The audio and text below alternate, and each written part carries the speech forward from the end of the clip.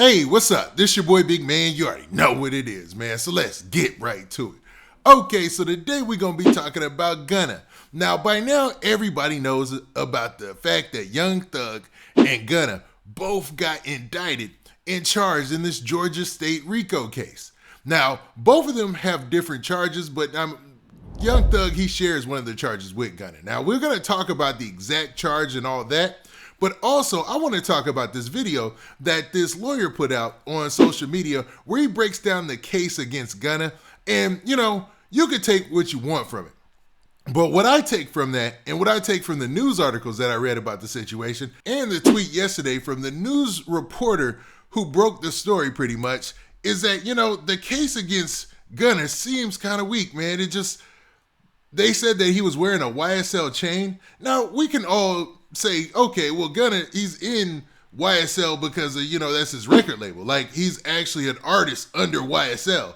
So how could that get him wrapped up in a RICO case if he hasn't committed any kind of crimes? And that's what this lawyer breaks down. So we're going to play that clip, and we're going to go over Gunna's charges straight from the indictment. Now, before we get to the specifics and do all that, do me a favor. Make sure you hit that like button. Make sure you hit that subscribe button. And, man, let's get it. Okay, now that we got that out of the way, man, let's talk about Gunna's case. You know what I'm saying? Or at least the case against Gunna in this Georgia State RICO indictment. Now, to clear it up, this is not a federal RICO case. This is a Georgia State RICO indictment brought on by the same district attorney that brought charges against YFN Lucci and his crew. You know what I mean? So you have the same DA basically going after some of the rap crews that are allegedly aligned with some street organizations, man. And that's for a good reason. And the lawyer in this video, he breaks that down, but we'll talk about that clip later. First off, let's talk about the fact that the case against Gunna seems a little weak, man. And I'm no lawyer. I'm not in the legal system in any type of way, right? So I think it's better that you hear it broken down from an attorney, And this guy's name is Lawyer for Workers on Instagram. Check out his content, good stuff. So let's break down this video real quick. The Gunna charge carries a sentence of 5 to 20. If they find him guilty of conspiracy to violate the Georgia State RICO Act, he's facing 5 to 20. Now, do I think he's been overcharged? Do I think prosecutors in the state of Georgia are overcharging and using RICO in a way that it's not intended to be used, charging a guy for basically just being seen around the gang or hanging out with the gang without actually having done any crimes? Yes, I absolutely think that's happening to Gunna. Okay, so in that video, you heard him say that Gunna is looking at a possible 5 to 20 years in this Georgia State RICO case, man. That is no joke, man. His career would be over. If he had to do any of that, 5 to 20 years, his career would be over. And Gunna is one of the hottest artists in the rap game right now. That's what makes this story so crazy. Like Young Thug and Gunna, they've gotten to that level where, it's just, they drop almost anything. And I'm not saying if they drop some trash, it would be all right. But, if they drop anything, it's well received.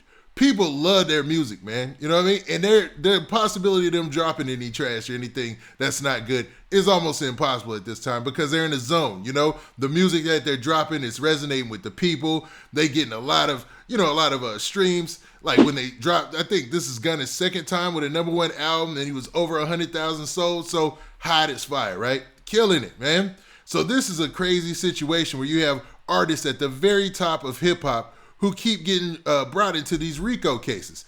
And it seems to stem from the fact that the DA in Atlanta is not playing. And we'll get to a clip where that same lawyer breaks down what's going on there. But let's actually look at the charges against Gunna. Now, as you look at this indictment, or this page from the indictment, I should say, you see Gunna's real name, which is Sergio Kitchen. And they have his alias, Gunna, aka Gunna. And you see 1 count against him. Now, that 1 count is the only charge that they're holding against him in this RICO case. So let's look at that 1 count according to the same indictment. Now, as you see in the very first page of the indictment, where it lists all of the defendants in the case, it has Georgia State against the various defendants. You saw Gunna's name later. And this is the first count. So it goes like this. This is the count that they have against Gunna. It says conspiracy to violate the Racketeer Influence and Corrupt Organization Act. So basically saying that he violated the RICO Act. Now, what the lawyer was saying in that first video was basically that, like, it seems like Gunna's being overcharged. He even used those words verbatim. He said, Gunna seems like he's being overcharged because let's take into account, first off, he's signed to Young Thug, right?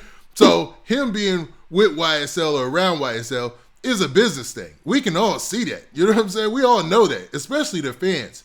But it looks like they're trying to set a precedence where if you are a rap star, if you got millions of dollars, you can't be around no gangs. We don't want to see you with a gang, or you're going to get dropped in one of these RICO cases. You know, your name's going to be put in one of these RICO cases. We don't care if you know didn't do anything, or I hate to say didn't do anything because you can't charge somebody for not doing anything. But, you know, you being around them is enough to get caught up in one of these cases. And that's wild, man. That's setting a clear precedence, like saying, yo, the gang situation in Atlanta, the shootings in Atlanta have gotten so out of control that we got to make sure that anybody with any money or any influence isn't helping promote these gangs or these organizations, and they're not supplying any money and helping to support them in any type of way. Now, let's actually look at a clip from that same guy, Lawyer for Workers, talking about this very same issue. You know, the prosecutor who brought this case against the alleged YSL gang is very interesting. Last year around this time, she brought a case against the alleged YFN gang. And she's been talking a lot about using RICO to bring down street gangs. Not just to bring down street gangs. She was talking about using RICO. Now, in that clip, you heard that he said that this is the same prosecutor that went after YFN Lucci and his whole crew. So it looks like, man, she's using this RICO statute to go after people who are influential, man. That seems like her point, man. So let's continue with that. You have to understand, the way the RICO law is written, it's just very general. It's very vague, and it can be applied to a whole lot of situations. And so if you have big name defendants, headline grabbing defendants, people with a lot of money, a lot of star power, and they're involved in some way in some wrongdoing, and you could go ahead and grab them and snap them up and slap their name on an indictment, guess what? It's going to happen. And as you heard in that clip right there, it's basically if you have any kind of name, man, and this is me breaking down what he said. If you have any kind of name or anything like that, you got star power and you can get wrapped up in these indictments, you're going to get thrown in there. Now, it's very broad the way these things are written, and I believe they were initially created to take down like big crime bosses and people like that who would never be anywhere near the crime. You know, it was a way to make sure that they got, you know, prosecuted in those situations where crimes were committed on their behalf or on behalf of the organization, right? But when it comes to these rappers, you know, with Gunna, it just seems like he's being thrown into this just by association. And maybe that's the point. Maybe they're just trying to send a message like, yo, if you even associate with a gang, it's up. You know what I'm saying? You're going to be in this RICO. And a lot of rappers will start, you know, thinning out their crew and really checking how much gang stuff or any type of affiliation that they're putting in their music videos or anything like that in the future. This is interesting. But, man, what do you guys think about this? Do you think that Gunna is being overcharged? Or do you think there's a possibility for some sort of case here against Gunna or some sort of charges? Now, I think that's a stretch personally, you know what I mean? Because it just seems, based on the fact that he's an artist with Young Thug and he'd have to be with him and around him, and he's going to have a YSL chain because he's with YSL, you know, the record label. It seems like a stretch to me, but y'all tell me what y'all think in the comments, man. Now, with that, this has been your boy Big Man. Do me a favor. Make sure you hit that like button. Make sure you hit that subscribe button. And make sure you hit that notification bell so that way you get a notification every time I drop this hot content. And we out of here. Peace.